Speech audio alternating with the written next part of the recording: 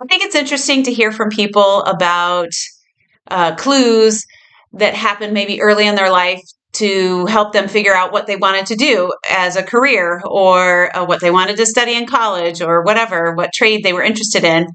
And so my moment happened in sixth grade. And it was a big deal to go out to the playground, and the girls all lined up to do cherry drops, is what they were called.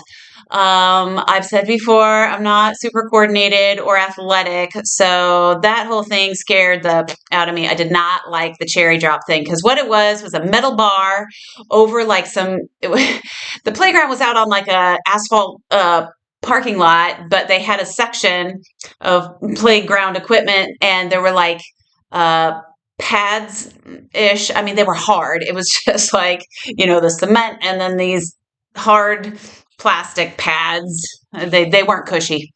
So anyways, and so the cherry drop happened on this like bar. It's like a metal bar that would get crazy hot too in the sun, by the way. So you could burn yourself and you could hurt yourself falling. So, that was fun. But what the kids would do is they'd hang on it upside down. I'm trying to remember how it went. You'd hang on it by your knees upside down, and then you'd swing. So you're upside down, swinging with your knees, like by your knees, and then you swing so big that you come out and up, and your head comes up, and you land on your feet. I guess it's not that scary when I say it now, but as a kid, I was terrified. But this is what the kids would do. So I'm standing in the line. I typically would like hold on to the bar and I'd get my knees hooked, and then I'd be afraid to let go. I don't really know how far I got on the whole thing, but I don't think I did a real one. Anyways, so Adrienne, who's this tiny little blonde girl. I mean, of course, I'm enormous compared to everyone anyways, but she really genuinely was pretty tiny. So she got up there, and then I'm standing with Heather, who is the foreign exchange student from France. I remember because she introduced us to croissants. So she's standing next to me, and we're waiting, and Adrienne is struggling, and she's trying to do the thing, and, they're kind of pushing, like, come on, hurry up, whatever. And yeah, so she did the thing, and I don't know what she did, but instead of landing on her feet, she landed like a belly flop. Boom, crack, snap.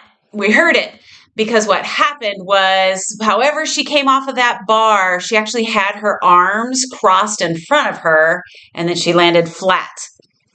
And it was so weird because I remember the sound, and me and Heather went, and poor little thing. She was like in shock, Adrienne, and so she stood up, and you saw these things, her arms. You never saw arms like this. They didn't look like arms. They were like all like this. They looked strange. They didn't look like normal arms that are relatively straight. Both of them, all snappy and weird. And so it's not funny. Sorry, it's not funny.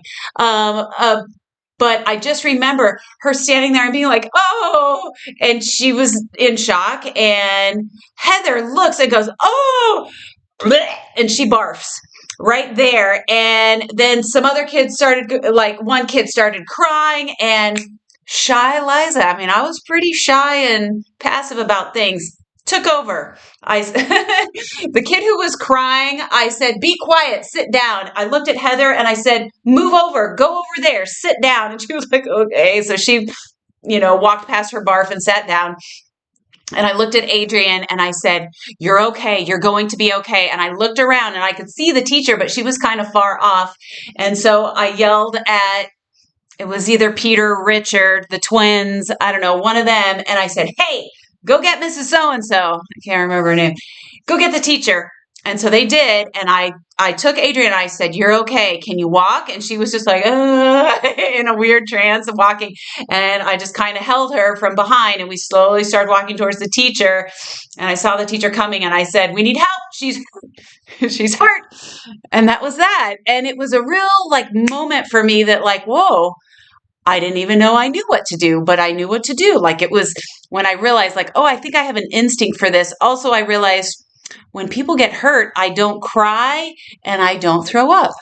These seem like beneficial qualities for somebody who's going to help people who are hurt. So that's how it started. And here I am. What's your story?